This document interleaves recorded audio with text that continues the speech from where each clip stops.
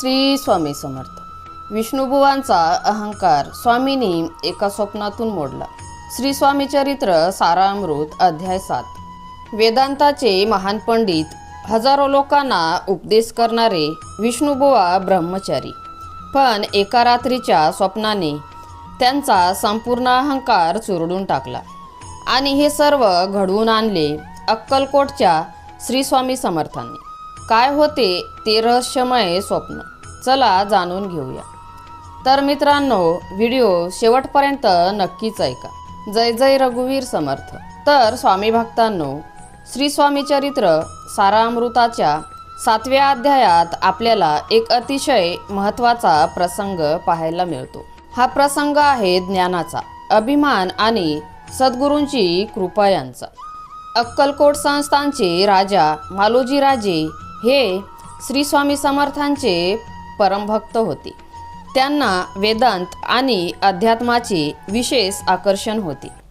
त्यामुळे त्यांनी अनेक विद्वान शास्त्री राजदरबारात ठेवले होते।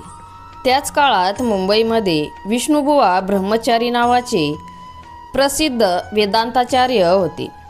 त्यांचे वेदांतावरील ज्ञान विलक्षण होते।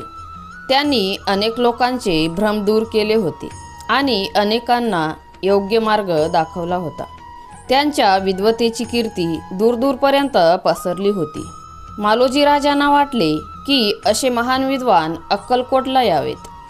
अनेक प्रयत्नानंतर त्यांनी विष्णुबुवांना अक्कलकोटला आणले। अक्कलकोटमध्ये विष्णुबुवांनी वेदांतावर सुंदर प्रवचने सुरू केली। अमृतानुभव, ज्ञानेश्वरी आणि अनेक ग्रंथांचे त्यांनी सोप्या भाषेत निरूपण केले। लोक त्यांच्या ज्ञानाने प्रभावित झाले।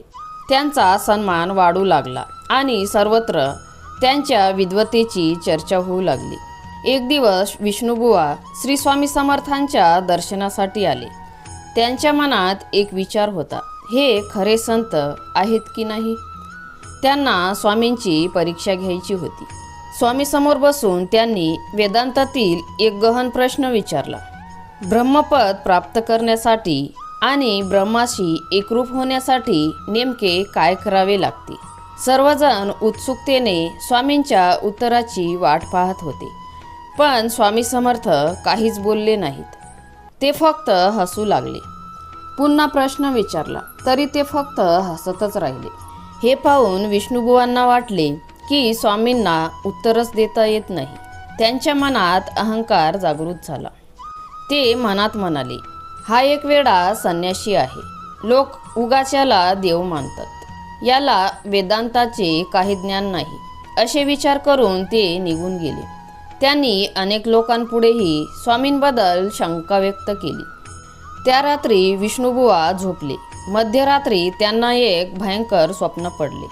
त्यांनी पाहिले की त्यांच्या संपूर्ण शरीरावर हजारो विंचू चढले आहेत। त्यातील एक अतिशय विषारी विंचू त्यांना दंश करतो। ते भयाने थरथर कापू लागले। घाबरून झोपेतून जागे झाले। त्यांचे हृदय जोरात धडधडत होते। संपूर्ण शरीर घामाने भिजले होते।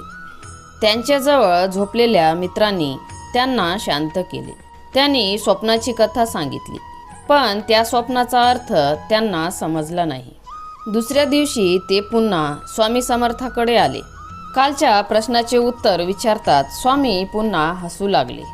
मग स्वामी म्हणाले, तुला ब्रह्माशी एकरूप व्हायचे आहे ना? पण एका स्वप्नातील विंचू पाहून तू इतका घाबरलास जे अस्तित्वातच नव्हते। त्याने तुला भयभीत केले। अशा स्थितीत तू ब्रह्मपद कसे प्राप्त करशील?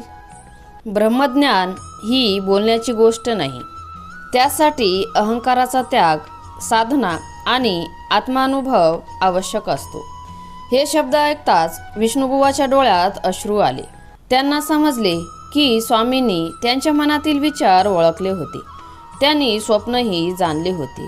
हे साधारण मनुष्याचे काम नव्हते। त्यांचा अहंकार क्षणात नाहीसा झाला। ते स्वामींच्या चरणी लीन झाले। त्यांनी स्वामींची क्षमा मागितली आणि त्यांच्या चरणाची भक्ती स्वीकारली। या प्रसंगातून आपल्याला एक अमूल्य शिकवण मिळते। केवळ पुस्तकातील ज्ञान पुरेसे नसते। खरे ज्ञान तेच जे अहंकार नष्ट करते। सद्गुरूंची कृपा मिळाल्याशिवाय आत्मज्ञान प्राप्त होत नाही. म्हणूनच स्वामी भक्तांनो, कितीही विद्या, संपत्ती किंवा ज्ञान मिळाले तरी नम्रता कधीही सोडू नका.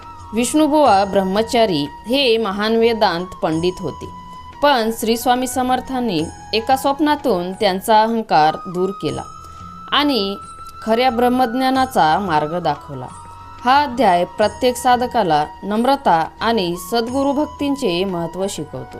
तर मित्रांनो, तुम्हाला जर स्वामींचे विचार आवडत असेल तर स्वामी सेवा या चॅनलला सबस्क्राईब करा आणि कमेंटमध्ये श्री स्वामी समर्थ नक्की लिहा. स्वामी समर्थांचा आशीर्वाद सतत तुमच्यावर राहो अशी स्वामीचरणी प्रार्थना करते. स्वामी समर्थांच्या पुढील अध्यायांसाठी चॅनलला सबस्क्राईब करा. श्री स्वामी समर्थ. जय जय रघुवीर समर्थ.